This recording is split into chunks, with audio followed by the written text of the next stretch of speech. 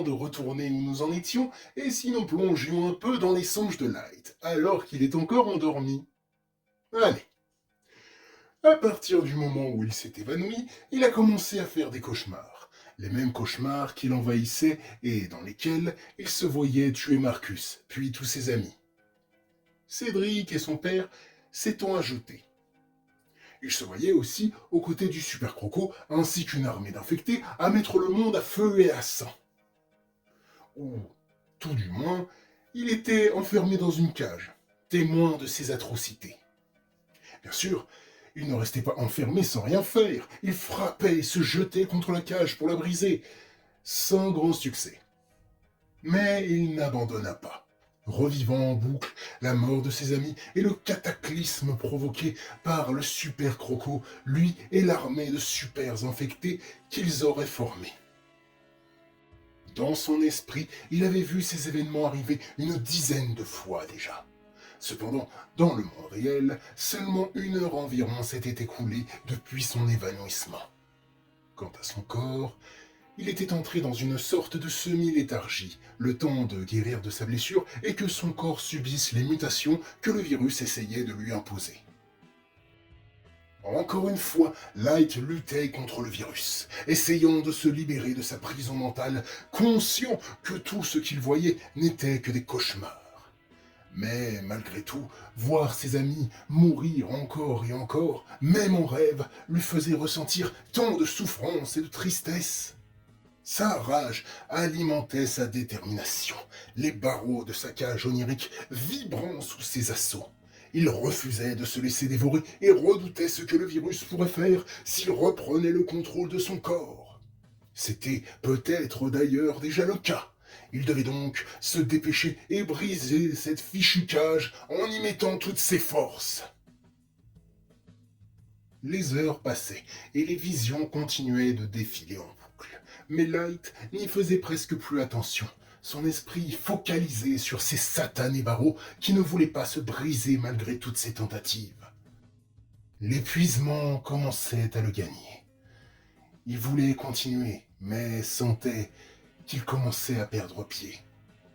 Soudain, il entendit quelque chose. Une voix dont les mots entraient en résonance avec son esprit. T'as pas fini de me faire mourir d'inquiétude, espèce d'idiot. T'as intérêt à te réveiller et à être toujours toi. Sinon, je te mettrai une raclée qui va te réveiller, tu vas voir.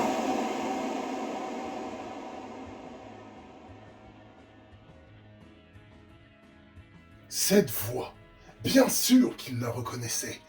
Et très vite, en se concentrant sur elle, il finit par sentir une douce chaleur autour de sa main gauche, comme si quelqu'un la lui avait enveloppée par les siennes. Les sensations de chaleur et de douceur l'aidèrent à se calmer. Sa rage et sa bestialité ne lui avaient pas permis de se libérer de cette cage. Il avança donc et empoigna fermement les barreaux entre ses mains, en fermant les yeux et en se concentrant sur ses sensations. Sur Sorel qu'il sentait à ses côtés. Le virus voulait l'enfermer, le priver de ses capacités, de son libre arbitre, prendre le contrôle de son corps. Mais ce corps était le sien, ses capacités étaient désormais les siennes. Cette vie lui appartenait. Il avait apporté le chaos dans ce monde, alors il devait réparer ses bêtises. Il devait protéger ce qu'il aime. S'il ne pouvait briser la volonté du virus une bonne fois pour toutes, il allait la faire plier, décida-t-il. Il rassembla alors ses dernières forces, en se concentrant sur Sorel, qui lui servait d'ancrage avec le réel. Puis, il tira de toutes ses forces sur les barreaux. Même si son corps était inerte dans la réalité, il avait l'impression de sentir les muscles de ses bras travailler. Les barreaux, eux, commençaient à se tordre, alors que les visions commençaient à se brouiller. Light continua ses efforts, en grognant entre ses dents. Cette fois, une bonne fois pour toutes, tu vas me ficher la paix et arrêter de m'enfermer ici.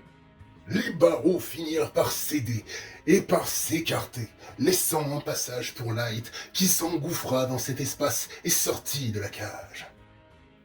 Le monde cauchemardesque autour de lui se troublait et commençait à se désagréger, puis finit par disparaître complètement, laissant Light dans le noir. Il ne restait plus que lui et les sensations qui parcouraient sa main. Il la guida et serra doucement contre son cœur, alors que dans le vrai monde, son corps faisait de même. Puis, il ouvrit les yeux. Quand ses paupières s'ouvrirent, il vit Sorel plaqué contre lui, son visage rouge vif à quelques centimètres du sien, alors qu'il tenait sa main contre son cœur. Elle le regardait avec des yeux qui trahissaient à la fois de la gêne et de la peur, complètement paralysé par la surprise et le reste. Son cœur battait comme jamais il ne l'avait fait, alors qu'elle observait Light, espérant qu'il soit encore lui-même, ses yeux, désormais d'un pourpre vif, la fixant d'un air incrédule. Puis, ce fut à Light de rougir une fois qu'il réalisa leur proximité, ses yeux s'écarquillant alors qu'il commençait à bafouiller pour demander à Sorel ce qu'elle était en train de faire. En voyant Light se comporter ainsi, elle comprit tout de suite qu'il était encore lui-même. Elle ressentait une immense joie, mais la situation la mettait bien trop mal à l'aise. Elle finit donc par se dégager et s'éloigner d'environ 2 mètres, toujours aussi rouge. Tu m'expliques ce que tu étais en train de faire?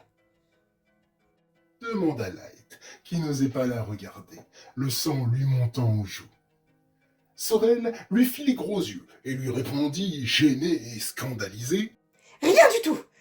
Je te tenais simplement la main et tu m'as tiré d'un coup contre toi alors que je te surveillais. Light comprit qu'il avait reproduit le geste qu'il avait fait avant de sortir du cauchemar, l'attirant involontairement contre lui et par conséquent, il s'excusa envers elle, précisant qu'il ne l'avait pas fait exprès. Après quelques secondes d'un silence encore un peu gêné, le visage de Sorel s'adoucit et elle lui répondit qu'elle le pardonnait et qu'elle était vraiment heureuse qu'il se soit réveillé et n'ait pas basculé. Light lui sourit et lui répondit qu'il en était de même pour lui. Quelques secondes plus tard, Julian entra brusquement dans la pièce. Il regarda Light et Sorel, et surtout, il vit la main de Light s'empoigner sans aucun cordage autour. Il regarda Sorel et lui demanda si elle avait défait le lien de sa main gauche, et elle lui répondit un peu paniquée que non. Elle regarda là où la main de Light avait été attachée, et vit les morceaux de cordage traînant sur le sol, ainsi que le barreau du lit légèrement tordu par la pression. Light s'était libéré de son entrave en forçant à peine. Un silence rempli de questionnements envahit alors la pièce.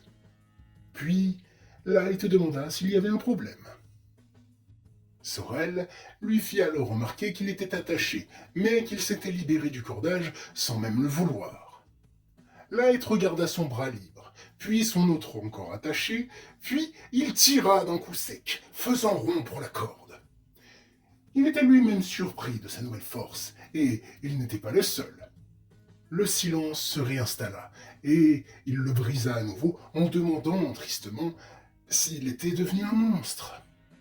Julian et Sorel sortirent de leur stupeur et lui répondirent brusquement à l'unisson avec un « non » conscient que leur réaction avait rendu Light mal à l'aise et l'avait attristé.